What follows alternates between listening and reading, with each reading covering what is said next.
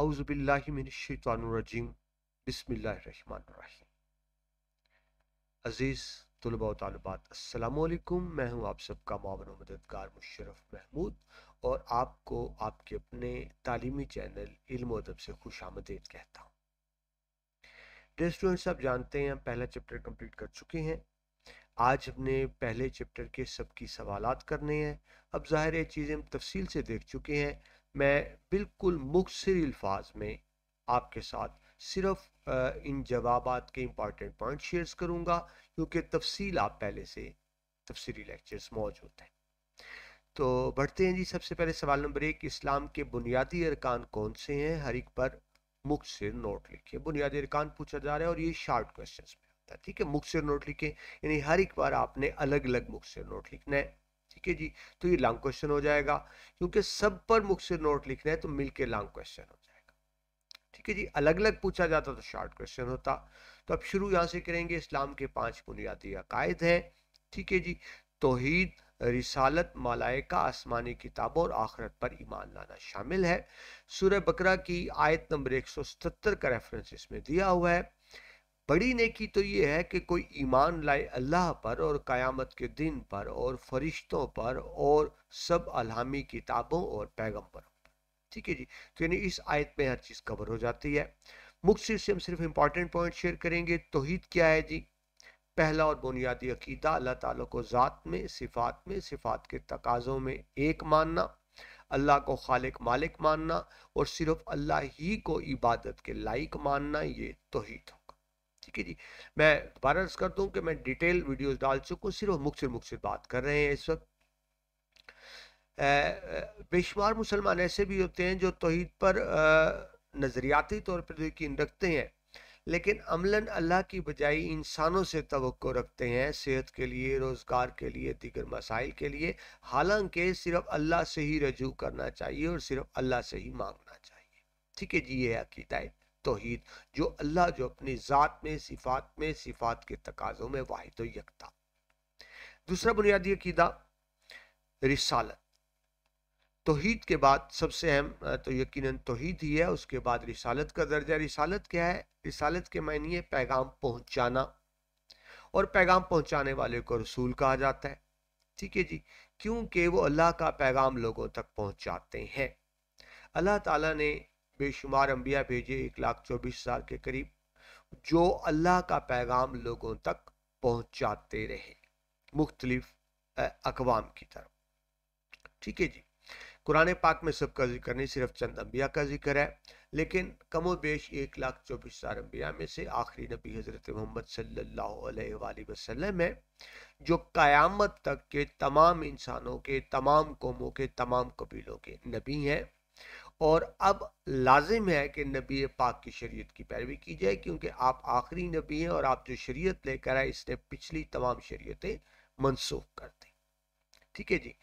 ताहम तमाम अंबिया पर ईमान लाना जरूरी है और इस सिलसिले में किसी तफरीक की इजाजत नहीं है। तीसरा बुनियादी अकीदा मलाइका पर ईमान। मलाइका जिनको फरिश्ते कहते हैं, जो नूर से बने होते हैं, लुग़वी मायनी कासिद यानी पैगाम पहुंचाने वाला, पैगाम रसां, इसलिए फरिश्तों को मलाइका के साथ साथ मलक और रसूल भी कहा जाता है। ये अल्लाह ताला की नूरी मखलूक हैं जो अल्लाह के हुक्म से इस दुनिया का नज़्म व नस्क चला रहे हैं।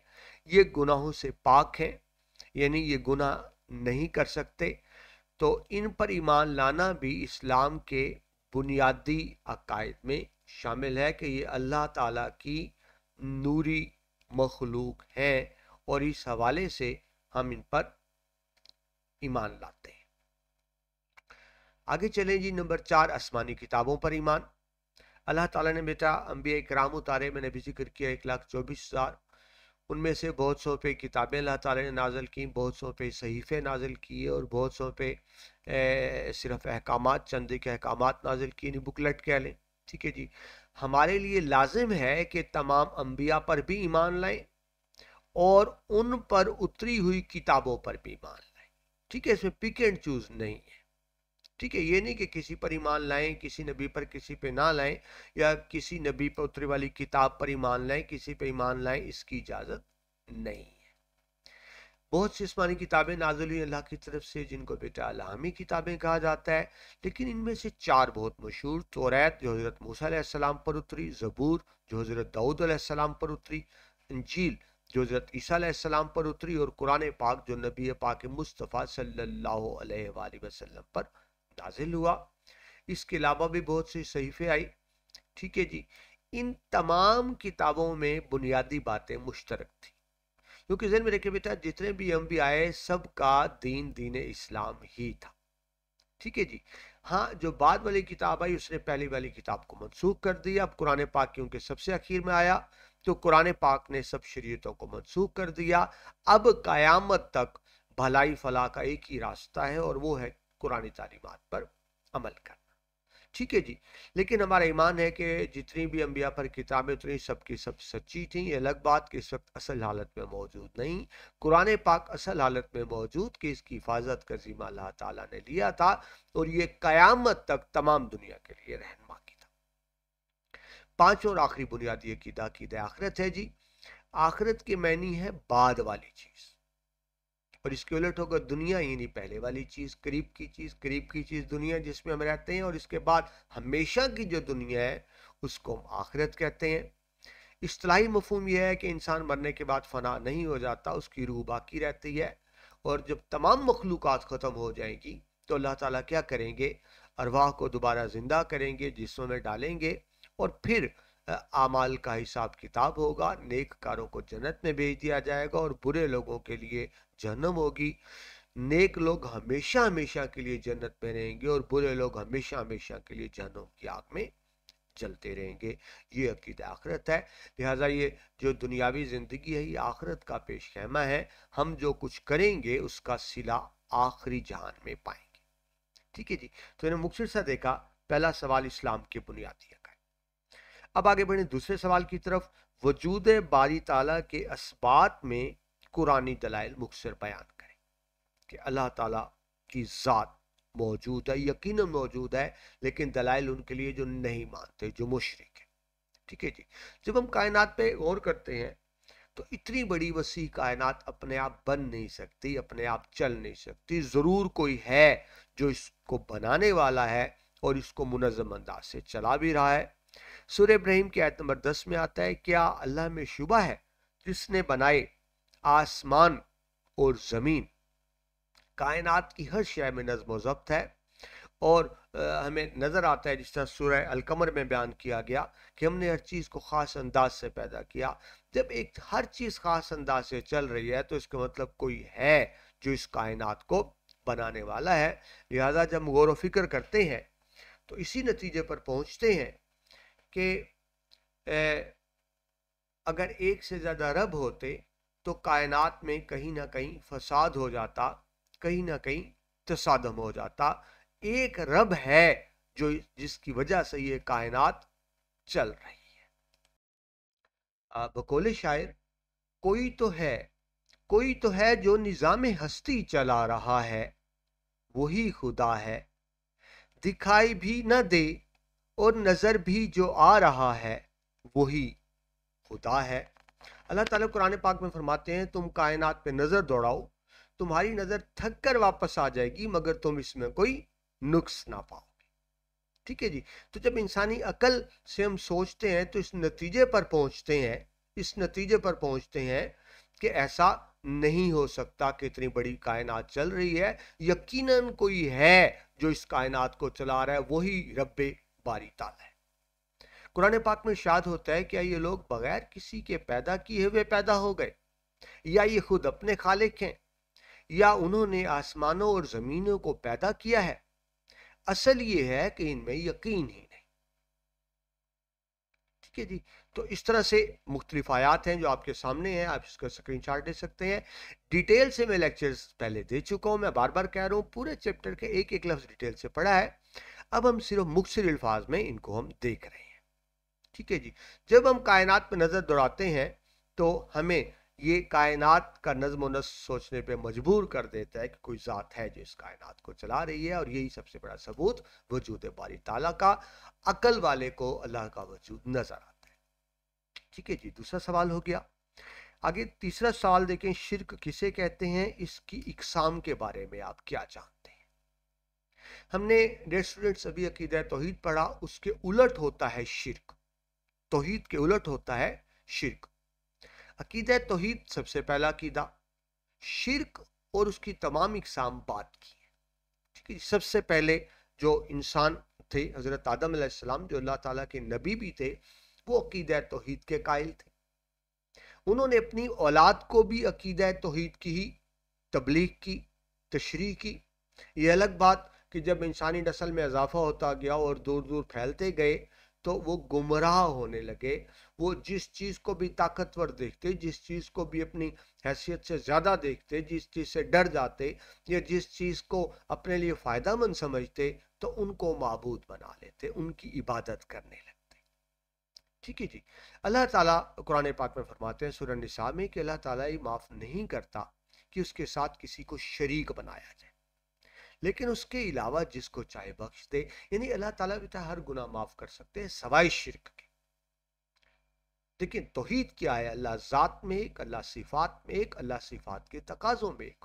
और शिर्क क्या है, शिर्क क्या है कि अल्लाह की ज़ात में या सिफात में या सिफात के तकाज़ों में अल्लाह के साथ किसी को शामिल करना।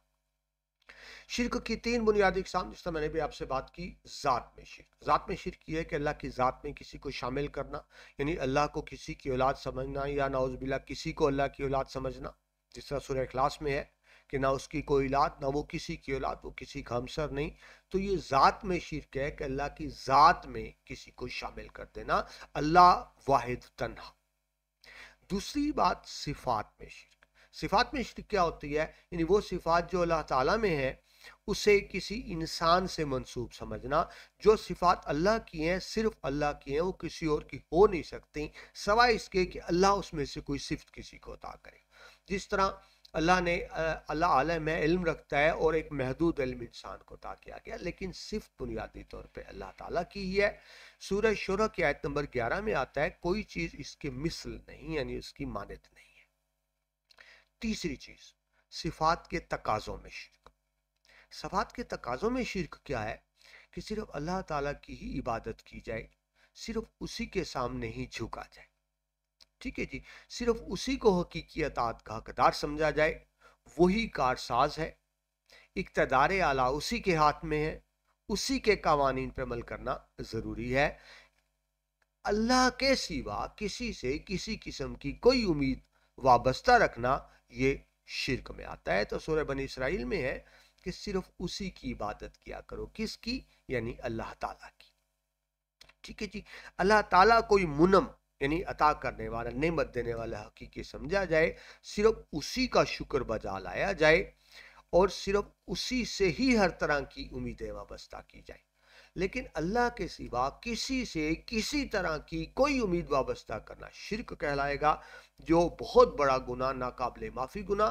मैं दोबारा रिपीट कर दूं, अल्लाह कुरान पाक में फरमाते हैं कि अल्लाह हर गुनाह माफ़ कर सकता है, हर गुनाह माफ़ कर सकता है सवाई शिर्क के। ये नाकाबिले माफ़ी गुनाह है, अल्लाह हमें शिर्क की हर किस्म से बचाए। ठीक है जी, हम मुख्तसर सा देख रहे हैं, जवाबात को आगे बढ़ते हैं जी। सवाल नंबर 4, अंबिया इकराम की खसूसियात बयान करें। तो अंबिया इकराम में दर्ज झैल खसूसियात हैं। आपकी किताब के तो नंबर 1 बशरियत। बशर कहते हैं इंसान को, यानी वो ज़ाहिरी तौर पर हम जैसे इंसान ही थे।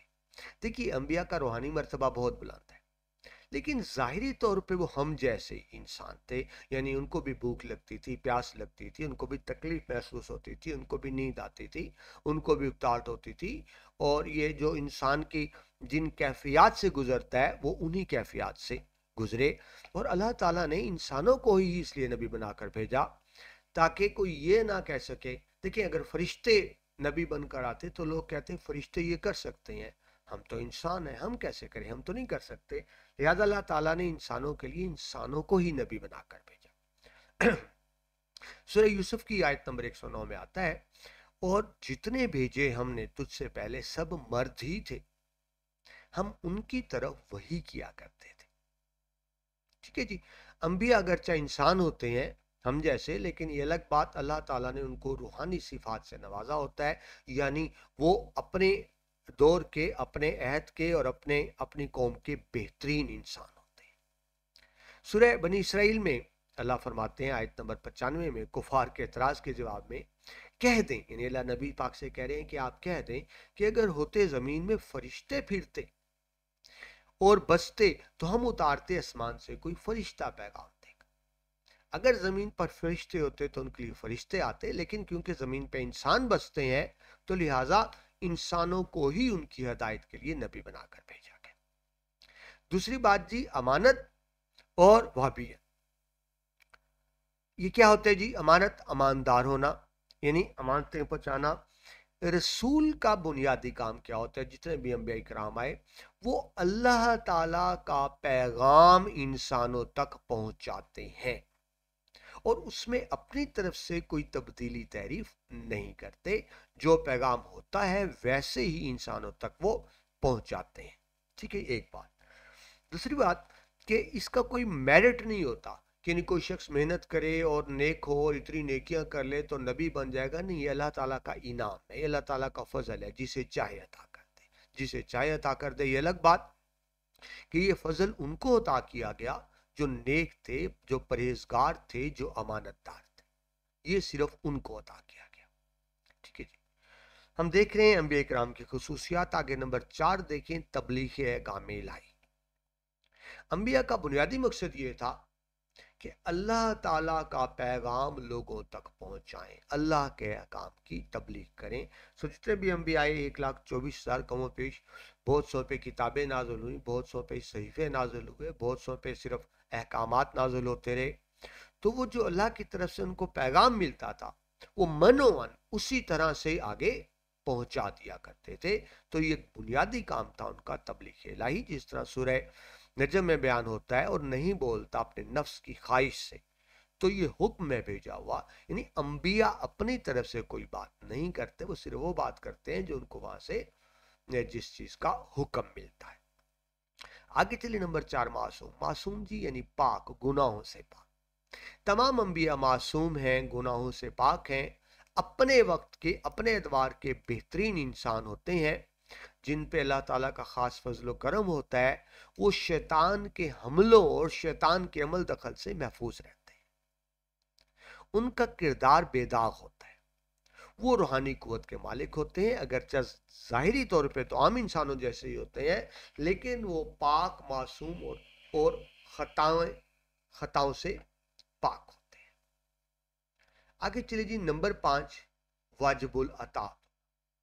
انبیاء کیونکہ اللہ تعالیٰ کے نمائندے ہوتے ہیں، لہٰذا انبیاء کی اطاعت اور پیروی ضروری ہوتی ہے، یعنی مرضی نہیں ہوتی کہ نبی کی بات مانی جائے یا نبی کی بات نہ مانی جائے، نبی کی اطاعت ہر شکل میں فرض ہوتی ہے۔ جس طرح کہ سورہ انبیاء میں اللہ تعالیٰ فرماتے ہیں سورۃ النساء میں کہ اور ہم نے جو بھی رسول بھیجا اس غرض سے کہ اس کی اطاعت کی جائے اللہ کے حکم سے، کیونکہ نبی اللہ کا بتایا ہوا پیغام پہنچاتے ہیں، وہ اللہ کا بتایا ہوا راستہ دکھاتے ہیں۔ ٹھیک ہے جی، تو لہٰذا نبی کی اتباع دراصل اللہ کی اتباع ہے، یعنی پیروی، اور نبی کی نافرمانی دراصل اللہ کی نافرمانی ہے، اور نبی کی فرما برداری کرنے سے ہمیں اللہ تعالیٰ کی خوشنودی حاصل ہوتی ہے۔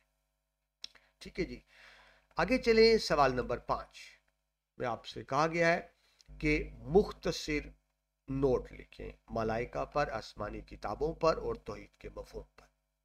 تو سب سے پہلے آتے ہیں ملائکہ کی طرف۔ ملائکہ کے معنی قاصد کے ہیں، قاصد پیغام پہنچانے والا، کیونکہ فرشتے اللہ کے نبی تک اللہ کا پیغام پہنچاتے ہیں، اس لیے ان کو قاصد بھی کہا جاتا ہے، ان کو رسول بھی کہا جاتا ہے، کیونکہ رسول کا مطلب بھی پیغام پہنچانے والا ہے۔ ٹھیک ہے جی، تو ملائکہ جمع ملک کی، تو ان کو ملک اور رسول بھی کہا جاتا ہے۔ یہ اللہ کی نوری مخلوق ہیں جو اللہ کے حکم کے مطابق اس دنیا کا نظام چلا رہے ہیں۔ یہ نوری مخلوق گناہوں سے پاک ہے۔ ان کے دو بنیادی کام کہ اللہ کے حکم کے مطابق کائنات کا نظام چلانا اور اللہ تعالیٰ کے انبیاء تک اللہ کا پیغام پہنچانا۔ تو اس نوری مخلوق پر ایمان لانا بھی ہمارے بنیادی عقائد میں شامل ہے۔ آگے چلیں جی، بے آسمانی کتابیں۔ آسمانی کتابوں پر ایمان لانا بھی ضروری ہے کہ ہم ایمان لاتے ہیں کہ جتنے بھی اللہ تعالیٰ نے انبیاء مبعوث کیے وہ سارے کے سارے سچے تھے، اور جو کتابیں اتاری گئیں وہ بھی ساری کی ساری سچی تھیں۔ ہم یہ نہیں کہہ سکتے کہ ہم کچھ کتابوں پر یا انبیاء پر تو ایمان لائیں یا کچھ پر ایمان لائیں نہ لائیں، سب پر ایمان لانا ضروری ہے۔ اور ظاہر ہے اگر انبیاء سچے تھے تو ان پر نازل ہونے والی کتابیں بھی سچی تھیں، اللہ تعالیٰ کے سچے احکامات تھے۔ یہ الگ بات کہ بعد میں ان احکامات میں لوگوں نے تبدیلیاں کر دیں، وہ اپنی اصل حالت میں آج موجود نہیں ہے۔ ہاں، قرآن پاک کی حفاظت کا ذمہ اللہ تعالیٰ نے خود لیا اور وہ اصل حالت میں موجود۔ بہر طور جو آسمانی کتابیں بہت سی نازل ہوئی لیکن مشہور ان میں سے 4: توریت جو حضرت موسیٰ علیہ السلام پر اتری، زبور جو حضرت داؤد علیہ السلام پر اتری، انجیل جو حضرت عیسیٰ علیہ السلام پر اتری، اور قرآن مجید جو حضرت محمد صلی اللہ علیہ وآلہ وسلم پر نازل ہوا۔ اس کے علاوہ کچھ صحیفے ہیں جو حضرت ابراہیم علیہ السلام پر دوسرے انبیاء پر نازل ہوئے۔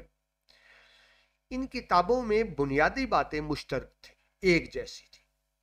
کیوں؟ یہ ذہن میں رکھیں کہ بیٹا جتنے بھی انبیاء آئے بنیادی طور پر سب کا دین اسلام ہی تھا، ٹھیک ہے جی؟ تو ہر بعد میں آنے والی کتاب نے پہلی کتاب کو منسوخ کر دیا، آخر میں قرآن پاک آیا۔ تو اب قرآن پاک کے نزول کے بعد پچھلی تمام شریعتیں منسوخ ہو چکی ہیں، ٹھیک ہے جی؟ اب صرف رہتی دنیا تک، قیامت تک تمام دنیا کے لیے قرآن پاک پر ہی عمل کرنا ضروری ہے۔ اور قرآن پاک واحد الہامی کتاب جو اپنی اصل حالت میں محفوظ ہے، قرآنی تعلیمات پر عمل کر کے دنیا کے تمام انسان اس دنیا میں اور آخرت میں کامیابی پا سکتے ہیں، ٹھیک ہے جی؟ آگے تیسرا ہے جی توحید کا مفہوم۔ اسلامی عقائد میں جو سب سے پہلا عقیدہ ہے یا بنیادی عقیدہ ہے وہ توحید ہے۔ توحید کے لغوی معنی کیا ہے؟ کہ ایک ماننا، ایک جاننا۔ دین کی اصطلاح میں سب سے اعلیٰ برتر جو ہے کائنات میں خالق مالک، وہ اللہ تعالیٰ ہے اور صرف وہی عبادت کے لائق ہے۔ توحید، اللہ ایک ہے، اللہ ذات میں ایک ہے، اللہ صفات میں ایک ہے، اللہ صفات کے تقاضوں میں ایک ہے، لہٰذا صرف ایک اللہ کے آگے جھکنا ہے، صرف ایک اللہ سے مانگنا ہے، صرف ایک اللہ سے امید وابستہ رکھنی ہے۔ کم و بیش 1,24,000 انبیاء کرام آئے، جن میں نبی پاک مصطفیٰ صلی اللہ علیہ وآلہ وسلم اللہ تعالیٰ کے آخری نبی ہیں۔ فرق یہ ہے کہ آپ سے پہلے جتنے انبیاء آئے وہ مخصوص علاقے، اپنے علاقے اور اپنے عہد اور اپنے وقت کے نبی تھے، لیکن نبی پاک مصطفیٰ صلی اللہ علیہ وآلہ وسلم قیامت تک کے تمام انسانوں کے نبی، ٹھیک ہے جی؟ تو ہم یہ بات کرے تھے، ٹھیک ہے جی؟ اور وہ اللہ کے آخری نبی ہیں جن پر کتاب نازل ہوئی۔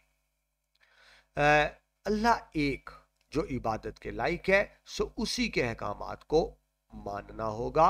اللہ ذات میں ایک، صفات میں ایک، صفات کے تقاضوں میں، ٹھیک ہے جی؟ یہ آپ کے بیٹا 5 شارٹ کوشچن کمپلیٹ ہو گئے ہیں۔ باقی سوال نمبر 6 سے سوال نمبر 15 تک لانگ کوشچنز ہیں، ٹھیک ہے جی؟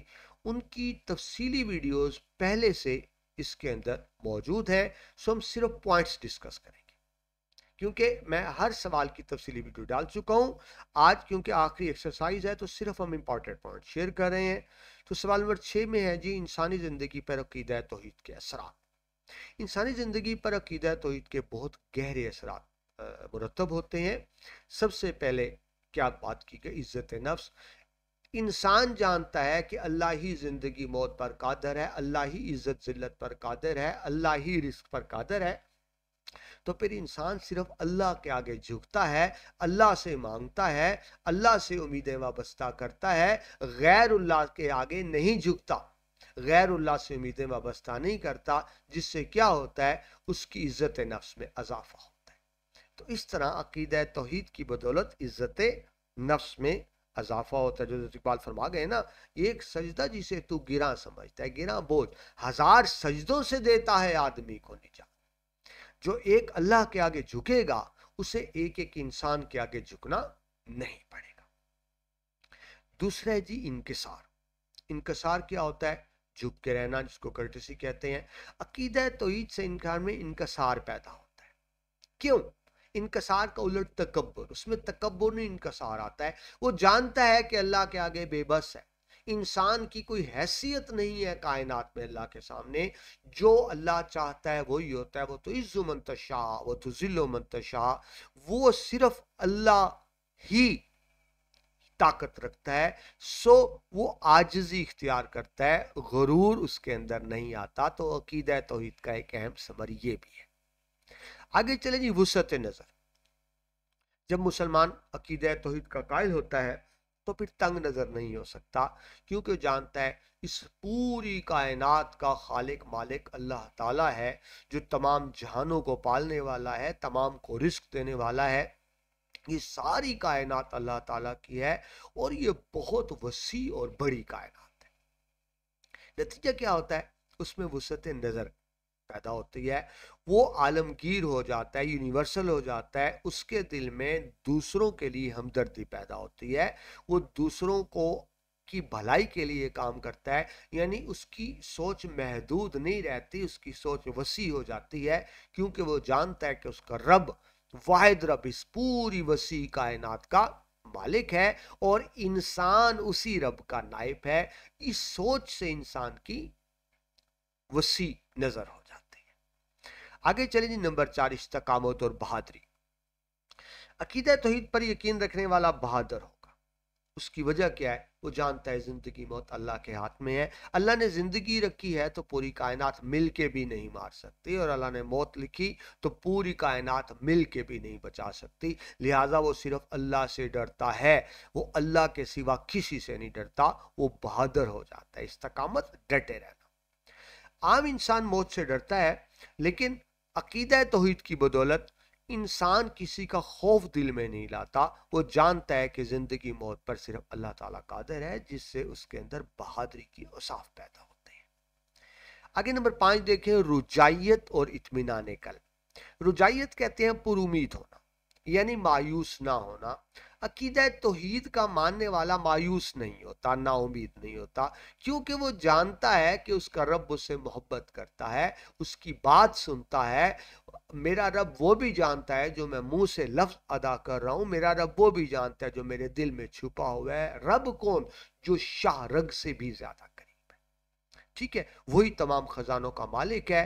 جب اللہ سے سچے دل سے مانگا جائے، سچے دل سے توبہ کی جائے، وہ دعا ضرور قبول کرتا ہے، وہ توبہ ضرور قبول کرتا ہے۔ رزلٹ کیا ہوتا ہے؟ عقیدہ توحید کا ماننے والا مایوس نہیں ہوتا، وہ جانتا ہے کہ اس کا رب اس کے ساتھ ہے۔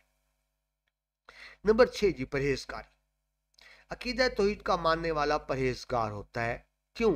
اس کا ایمان ہے عقیدہ توحید کی بدولت کہ اللہ اس کو بھی جانتا ہے جو ظاہر ہے، اللہ اس کو بھی جانتا ہے جو چھپا ہوا ہے اور جو پوشیدہ ہے۔ ہم جو کام دنیا کے سامنے کر رہے ہیں رب وہ بھی دیکھ رہا ہے، اور ہم وہ کام جو دنیا سے چھپ کے کر رہے ہیں رب وہ بھی جانتا ہے۔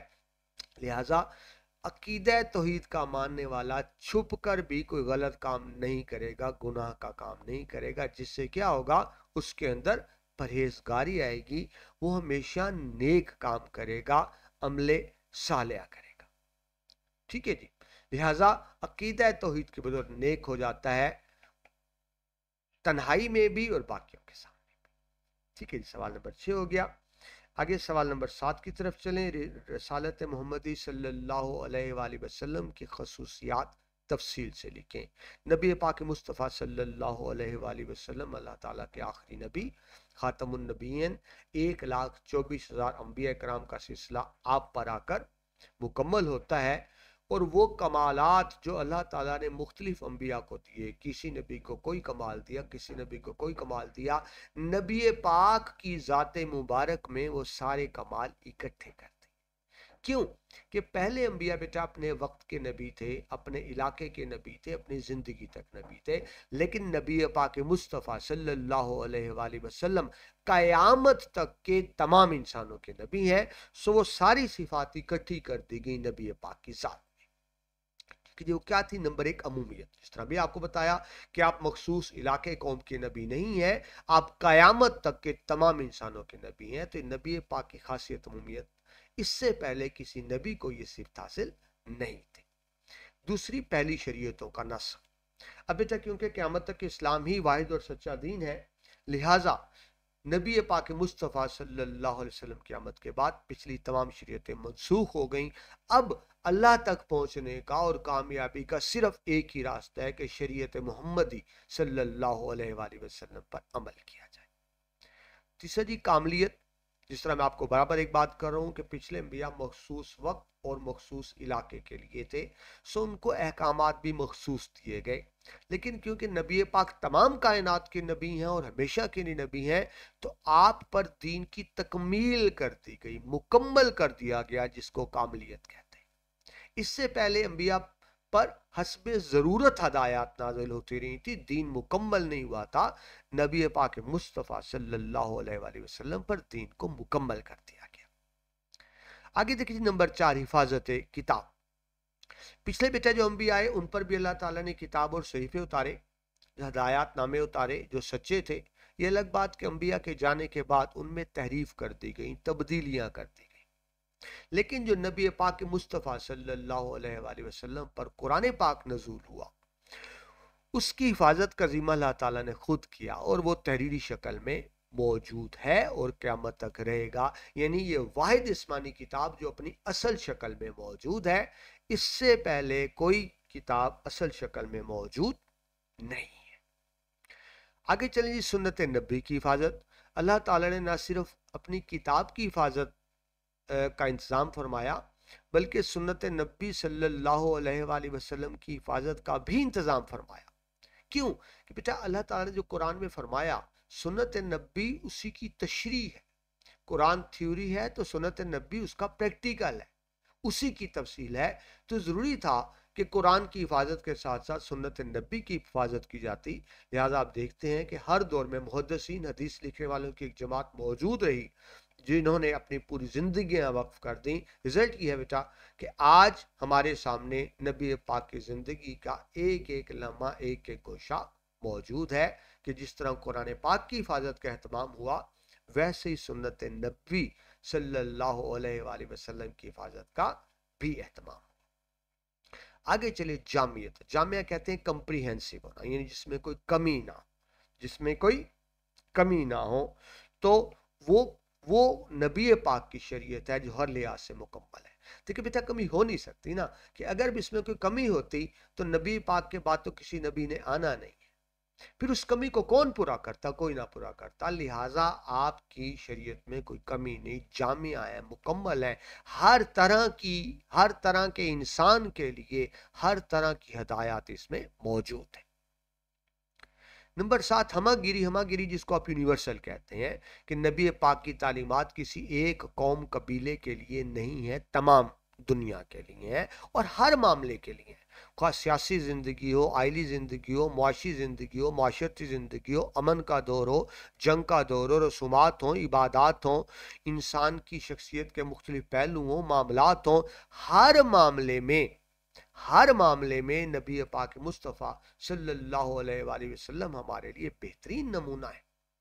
सूरह अहज़ाब की आयत नंबर 21 में अल्लाह फरमाते हैं, तहकीक तुम्हारे लिए रसूलुल्लाह की ज़िंदगी में बेहतरीन नमूना है जिसकी हमने तकलीद करनी है। 8वां और आखिरी आपकी किताब के मुताबिक ख़त्म नबूवत, ये नबी पाक मुस्तफ़ा सल्लल्लाहु अलैहि वसल्लम का ख़ास मकाम है कि आप पर नबूवत मुकम्मल हो गई।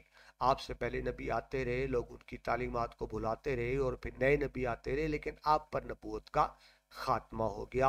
वो सिलसिला जो हज़रत आदम अलैहिस्सलाम से शुरू हुआ था, नबी पाक मुस्तफ़ा सल्लल्लाहु अलैहि वसल्लम पर आकर मुकम्मल हो गया। लिहाजा आपकी शरीयत भी जामिया है और आप पे उतरने वाली किताब भी जामिया और मुकम्मल है, और ये वाहिद किताब अल्लाह ताला की, जिसकी हिफाजत का ज़िम्मा अल्लाह ताला ने खुद लिया। आप पर दीन की तकमील हो गई। यानी समझ लें कि अल्लाह ताला की जो इंस्ट्रक्शंस पहले आती रही मुख्तलिफ औकात में, उसका जो फाइनल वर्जन है वो कुरान पाक है। ठीक है जी। अकीदा ख़त्म नबूवत, यानी नबी पाक अल्लाह ताला के आखिरी नबी हैं, कुरान पाक अल्लाह ताला की आखिरी किताब है और मुसलमान अल्लाह ताला की आखिरी उम्मत है। इसको अकीदा ख़त्म नबूवत कहते हैं। ये कुरान पाक से भी साबित है, हदीस से भी साबित है, इजमा उम्मत से भी साबित। इजमा उम्मत का मतलब है कि जिस पर तमाम उम्मत के लोग मुत्तफिक हो। جس طرح کہ سورہ احزاب میں آتا ہے محمد صلی اللہ علیہ وآلہ وسلم باپ نہیں کسی کے تمہارے مردوں میں سے، لیکن اللہ کے رسول ہیں اور اللہ تعالیٰ کے آخری نبی ہیں۔ عربی میں ختم کہتے ہیں مہر لگانا، یہ نبوت پہ مہر لگ گئی، نبوت مکمل ہو گئی، اب اس کے بعد کوئی نبی آئے گا نہیں۔ حدیث مبارکہ میں آتا ہے نبی پاک مصطفیٰ صلی اللہ علیہ وسلم فرماتے ہیں کہ بنی اسرائیل کی رہنمائی انبیاء کیا کرتے تھے، جب ایک نبی فوت ہوتا تھا کوئی دوسرا نبی آ جاتا، لیکن میرے بعد کوئی نبی نہیں، آپ آخری نبی ہیں۔ یہی وجہ بیٹا نبی پاک مصطفیٰ صلی اللہ علیہ وآلہ وسلم کے انتقال کے بعد جب مسلمہ کذاب نے ایک جھوٹے نبوت کا دعویٰ کیا تو حضرت بکر صدیق رضی اللہ عنہ ان کے خلاف باقاعدہ جہاد کیا، جب تک اس کو شکست نہیں ہوگی اور جب تک وہ ذلت کا موت مارا نہیں گیا اس کے خلاف جہاد کیا گیا۔ کیوں کہ بحیثیت مسلمان ہمارا ایمان ہے کہ نبی پاک مصطفیٰ صلی اللہ علیہ وسلم اللہ تعالیٰ کے آخری نبی ہیں۔ یہی وجہ بیٹا جو قادیانی ہے ان کو ہمارے آئین میں غیر مسلم قرار دے دیا گیا، کیونکہ نعوذ باللہ وہ یہ کہتے ہیں کہ نبی پاک کے بعد ایک اور نبی آیا تھا، لہٰذا قانون آئین کے مطابق وہ غیر مسلم ہے، وہ اپنے آپ کو مسلمان نہیں کہہ سکتے، وہ مسلمانوں کی طرح سے شاعر اختیار نہیں کر سکتے، وہ مسجد نہیں بنا سکتے۔ کیوں کہ عقیدہ ختم نبوت اسلام کا بنیادی اور بڑا اہم عقیدہ ہے۔ ٹھیک ہے جناب، یہ کوشچن مکمل ہوا، آگے چلیں سوال نمبر 8۔ قرآن مجید کی چند اہم خصوصیات تحریر کریں۔ بیٹا قرآن پاک اللہ تعالیٰ کا زندہ معجزہ، دنیا کی واحد کتاب جو اصل حالت میں موجود ہے۔ قرآن پاک دنیا کی واحد کتاب جو دنیا میں سب سے زیادہ چھپتی ہے، جو دنیا میں سب سے زیادہ پڑھی جاتی ہے، اور دنیا کی واحد کتاب جو حفظ کی جاتی ہے۔ قرآن خود معجزہ کہ اللہ تعالیٰ کی کتاب۔ ٹھیک ہے جی، آپ کی کتاب میں اہم چند قرآن خصوصیات بیان کی گئی جن کا ذکر کریں گے۔ آخری آسمانی کتاب، اس سے پہلے بھی بیٹا انبیاء کرام پر مختلف کتابیں اترتی رہیں، ٹھیک ہے جی، لیکن ہر بعد میں آنے والی کتاب پہلی کتاب کو منسوخ کر دیتی تھی۔ اب کیونکہ قرآن پاک آخری کتاب ہے لہٰذا اس نے پچھلی تمام شریعتوں کو منسوخ کر دیا، اور یہ کتاب قیامت تک کے تمام انسانوں کے لیے رہنمائی کی کتاب۔ نمبر 2، محفوظ کتاب، جس طرح میں پہلے بات کی کہ وہ کتاب جس کی حفاظت کا ذمہ اللہ تعالیٰ نے خود لیا۔ دیکھیے اگر نعوذ باللہ قرآن پاک میں کوئی تحریف یا تبدیلی ہو جائے تو اب کسی اور نبی نے تو آنا نہیں جو اس کو ٹھیک کرے گا، ٹھیک ہے، لہٰذا اس کی حفاظت کا ذمہ اللہ تعالیٰ نے خود لیا۔ سورہ حجر کی آیت نمبر 9 میں اللہ فرماتے ہیں ہم نے خود اتاری ہے یہ نصیحت اور ہم خود اس کے نگہبان ہیں۔ یہی وجہ ہے آپ کی کتاب میں لکھا ہوا ہے 1400 سال، ویسے 1450 سال سے زیادہ عرصہ گزر چکا ہے، قرآن پاک کا ایک ایک لفظ ہمیشہ کے لیے محفوظ ہے۔ قرآن پاک کیا بیٹا کیا زندہ رہنے والی الہامی کتاب۔ الہامی کتاب وہ کہتے ہیں جو اللہ تعالیٰ کی طرف سے اتاری گئی ہو۔ اللہ کی طرف سے بیٹا پہلے جو کتابیں اتاری گئیں وہ بھی سچی تھیں، لیکن ان میں سے بہت سی کتابیں ایسی زبانوں میں ہیں جو اب مردہ ہو چکی، یعنی ان زبانوں کو بولنے والا سمجھنے والا کوئی موجود نہیں۔ ٹھیک ہے، پہلی بات وہ کتابیں اصل حالت میں موجود نہیں، اگر موجود ہیں اس کا کچھ حصہ تو اس کو سمجھنے والا کوئی نہیں۔ لیکن قرآن پاک عربی میں نازل ہوا جو زندہ زبان ہے، اور دنیا کے بہت سے ملکوں کی سرکاری زبان بھی عربی ہے، عرب ممالک میں، اور یہ زندہ زبان میں، اور انشاءاللہ یہ قیامت تک یہ کتاب بھی اور یہ زبان بھی زندہ رہے گی۔ آگے چلیں جی، عالمگیر کتاب، عالمگیر یونیورسل۔ پچھلے بیٹا انبیاء اپنے مخصوص علاقے کے نبی تھے، لہٰذا ان پر جو کتابیں اتریں وہ بھی تمام دنیا کے لیے نہیں تھیں، وہ مخصوص علاقے کے لیے تھی۔ لیکن قرآن پاک واحد کتاب جو دنیا کے تمام انسانوں کے لیے، قرآن کا مخاطب انسان ہے، یا ایھا الناس کہہ کے مخاطب کیا گیا، یعنی یہ کسی مخصوص قوم قبیلے کے لیے نہیں ہے بلکہ دنیا کے تمام انسانوں کے لیے۔ آگے چلیے، جامعہ کتاب، جامعہ کمپریہنسو، جس میں ہر چیز موجود۔ دیکھیے بیٹا پچھلی آسمانی کتابوں میں سے کچھ میں صرف فقہی دینی مسائل تھے، کچھ میں صرف عقائد تھے، کچھ میں صرف تاریخی واقعات تھے، کچھ میں صرف دعائیں تھیں، کچھ میں صرف روحانیت کا درس تھا، کچھ میں صرف مناجات تھیں۔ لیکن قرآن پاک میں تمام صفات کو جمع کر دیا گیا۔ کیوں کہ یہ مخصوص قوم قبیلے کے لیے نہیں ہے، یہ مخصوص وقت کے لیے نہیں ہے، یہ کتاب قیامت تک کے تمام انسانوں کے لیے رہنما کتاب ہے۔ نمبر 6 چلے عقل و تہذیب کی تائید کرنے والی کتاب۔ بیٹا قرآن پاک میں ایسی کوئی بات نہیں ملتی جس میں کنٹراڈکشن، تضاد ہو، یعنی یہ نہیں کہ ایک جگہ پہ کوئی اور بات آ گئی، دوسری جگہ پہ اس کے برخلاف متضاد کوئی اور بات آ گئی، یعنی قرآن پاک میں ایسی کوئی بات نہیں جو خلاف عقل۔ جبکہ جب آپ سابقہ آسمانی کتابیں دیکھتے ہیں تو اس میں آپ کو بہت سی چیزوں میں تضاد نظر آتا ہے، کنٹراڈکشن نظر آتی ہے، تو بیٹا ظاہر ہے وہ بھی اللہ تعالیٰ کی کتابیں تھیں، تو تضاد تو نہیں ہونا چاہیے تھا۔ وہ کس طرح ہوا کہ بعد میں لوگوں نے چیزیں شامل کر دی۔ سابقہ آسمانی کتابیں بھی سچی تھیں، ان میں جو آپ کو تضاد نظر آتا ہے وہ لوگوں نے بعد میں چیزیں شامل کی ہوئی ہیں، لیکن کیونکہ قرآن پاک کی حفاظت کے اللہ تعالیٰ نے لیا، اس میں کوئی چیز شامل نہیں ہو سکی، تو رزلٹ یہ ہے کہ اس میں کوئی چیز بھی انسانی عقل کے خلاف نہیں ہے۔ کتاب اعجاز، اعجاز معجزے سے، یعنی جس جیسا کوئی دوسرا نہ ہو۔ قرآن پاک اپنی ترتیب کے حوالے سے، انداز کے اعتبار سے، جملوں کے اعتبار سے، الفاظ کے اعتبار سے معجزہ ہے، کیونکہ اللہ کا کلام ہے۔ جو مشرکین اعتراض کرتے تھے کہ یہ اللہ کا کلام نہیں ہے، تو ان کو چیلنج کیا گیا کہ قرآن آیت جیسی ایک چھوٹی سی آیت تو بنا کے لاؤ۔ لیکن عرب کے لوگ جو اپنے آپ کو اہل زبان کہتے تھے، اپنے آپ کو فصیح و بلیغ تصور کرتے تھے، وہ اس جیسی ایک آیت بھی نہیں بنا سکے، جس کا مطلب کیا ہوا؟ جس کا مطلب کیا ہوا کہ یہ اللہ تعالیٰ کی سچی کتاب ہے، زندہ معجزہ ہے، جس پر عمل کر کے قیامت تک دنیا کے تمام انسان نہ صرف اس دنیا میں فلاح و بہبود پا سکتے ہیں بلکہ آخرت کی کامیابی بھی حاصل کر سکتے ہیں۔ اللہ تعالیٰ مجھے، آپ کو، ہم سب کو قرآن پاک پڑھنے، سمجھنے اور قرآن پاک کے مطابق زندگی گزارنے کی توفیق عطا فرمائے، آمین ثم آمین۔ تو ڈیئر اسٹوڈنٹس، ہم نے مشق میں سے پہلے 8 کوشچن کر لیے، باقی بھی لانگ کوشچن ہیں، لیکن ان کی تفصیلی ویڈیوز پہلے سے میں آلریڈی اپلوڈ کر چکا ہوں، بلکہ آپ کی کتاب کے ایک ایک لفظ کو ہم ڈسکس کر چکے ہیں۔ ہاں، جو زیادہ اہم کوشچن تھے ان کو میں نے مجھ سے ریپیٹ کر دیا۔ اس طرح آپ کی ایک طرح سے تمام چیپٹر کا احاطہ ہو گیا، جس کے ساتھ ہی الحمدللہ پہلا چیپٹر کمپلیٹ ہو گیا۔ نیکسٹ لیکچر میں انشاءاللہ ہم چیپٹر نمبر 2 شروع کریں گے۔ ڈیئر اسٹوڈنٹس، میں کوشش کرتا ہوں کہ آپ کے لیے آسان لفظوں میں، سادہ لفظوں میں ویڈیوز بناؤں۔ اگر آپ کو ان سے فائدہ ہو رہا ہے تو مجھے دعاؤں میں یاد رکھیں بیٹا، اور یہ آپ کا اپنا چینل ہے، آپ کا فرض بنتا ہے کہ اس چینل کو پروموٹ کریں، خود بھی سبسکرائب کریں اور آگے دوستوں کو بھی بتائیں، تاکہ علم کا سلسلہ آگے سے آگے بڑھتا رہے، چراغ سے چراغ جلتا رہے۔ اپنا بہت سا خیال رکھیے گا، انشاءاللہ اگلے ویڈیو میں دوبارہ ملاقات ہوتی ہے۔ اللہ حافظ۔